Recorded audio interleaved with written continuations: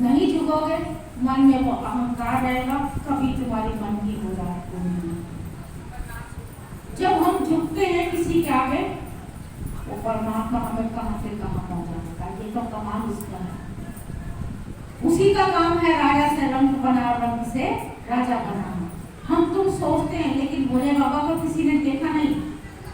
सपनों में, बातों में, हर चीज से हम उनको एहसास करते हैं, लेकिन हकीकत में क्या है, वो किसी न किसी के रूप में आते हैं और हमारा काम करके वो चले जाते हैं।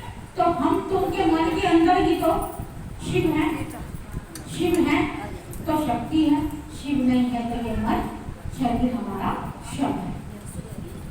जितनी हम कोशिश करते हैं अपने आप को भूल करके, लेकिन ये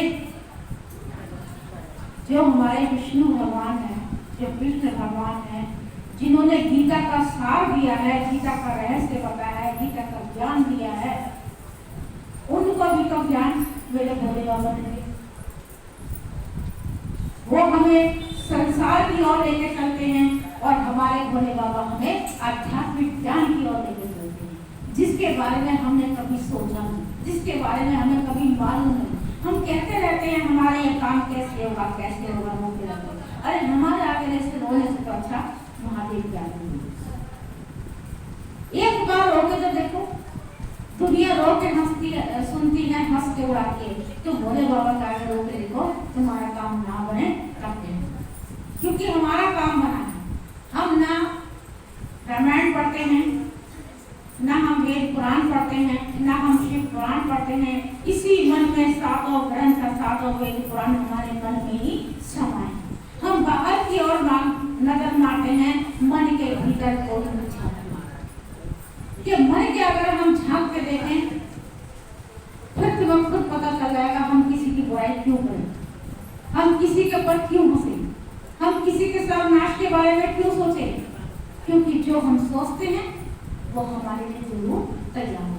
हम किसी के लिए गड्ढा खोदते हैं, हम खुद ही इसी गड्ढे में गिर जाते हैं। इसलिए किसी का मजाक नहीं उड़ाना चाहिए। जो भी कुछ तुम्हें चाहिए, अपने गुरु को अपने मन के किसी कोने में जगा लें। ऐसा नहीं करना कि दिखाने वाला प्यार बिल्कुल नहीं चाहिए।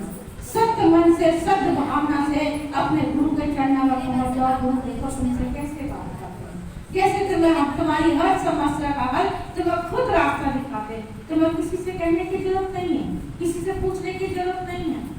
ये हमारा मन है, इसी में गंगा जमुना सब रहती है, इसी में सूर्य है, इसी में चंद्रमा है, इसी में नौ ग्रह है, इसी में हमारे तंत्र मंत्र से हमारा जो शरीर है। तो केवल इस तन को बनाने के लिए सबसे बड़ा महामंत्र है नमः शिवाय। नमः शिवाय 5 अक्षर होते हैं, पंचतंत्र का ये शरीर है। बस नमः शिवाय जपते रहो और अपने गुरु पे ध्यान में रखो, तुम्हारा वो काम निश्चित रूप से हो जाएगा। चर्चा में आकर के अगर तुम नहीं सीखे, बार बार मैं यही कहती हूँ, सीखो, सुनो, समझो कि बाहर कहीं नहीं है, इन्हीं मूर्तियों में देवता नहीं है। अगर तुम्हारे मन ने अंदर से गवाही दे दी इस मूर्ति में मेरे भगवान है तो है, अगर तुम्हारे मन ने गवाही नहीं दी तो नहीं है। हंस के चले जाओ, 2 घंटे का टाइम पास करके चले जाओ, आपको कुछ नहीं मिलेगा। इस संसार में गृहस्थी में आकर के सबसे बड़ा ऋषि मुनियों ने कितने तब सालों साल तपस्या करते जब महादेव को पाते, और तुम पल में महादेव को पाते, पल में अपनी इच्छा पूरी कर पाते हो, पल में तुम्हारे सारे काम होते हैं कि नहीं। ये कलयुग है। लेकिन सिवाय इधर उधर किसी की बातें करने से तो अच्छा अपने गुरु से प्रेम करो, अपने गुरु की वाणी सुनो। एक बार सोच कर देखे, गुरु मैं तो पागल हूँ, न जाने कितने दोष मुझ में भरे हैं, उसको साफ करना, उस गंदगी को निकालना गुरु तुम्हारा काम है।